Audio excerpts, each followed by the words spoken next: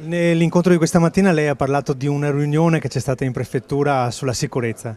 È una riunione perché arrivano sempre in continuazione profughi, ormai i sindaci del territorio hanno detto chiaramente non sono più in grado di accogliere profughi.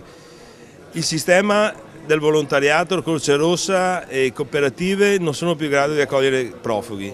Lo stesso prefetto ha varie volte invitato il Ministero degli Interni a dire che qui ormai spazi non ce ne sono più.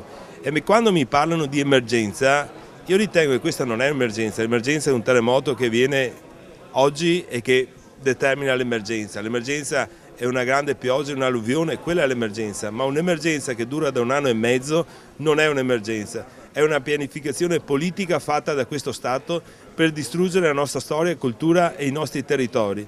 Quando mi parlano di accoglienza, come si parlava oggi, dobbiamo accogliere queste persone e poi si parla di tendopoli, questa non è accoglienza, questa è ghettizzazione di persone, con rispetto verso le persone, ghettizzazione di persone che vengono prese, messe, e la proposta di oggi era addirittura delle tendopoli, vengono ghettizzati nei luoghi e non si sa cosa faranno. Se poi pensiamo ai costi sanitari che dobbiamo affrontare, se pensiamo ai costi per la sicurezza, perché queste persone vengono identificate attraverso cose, impronte digitali e chiedendo come ti chiami e loro danno nome e cognome.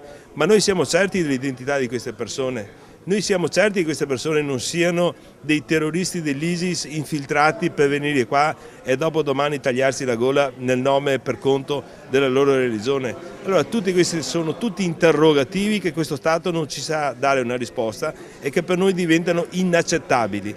Io mi auguro che la forza politica popolare dia un segnale fortissimo perché siamo contrari a questa politica di massificazione della nostra identità culturale e territoriale.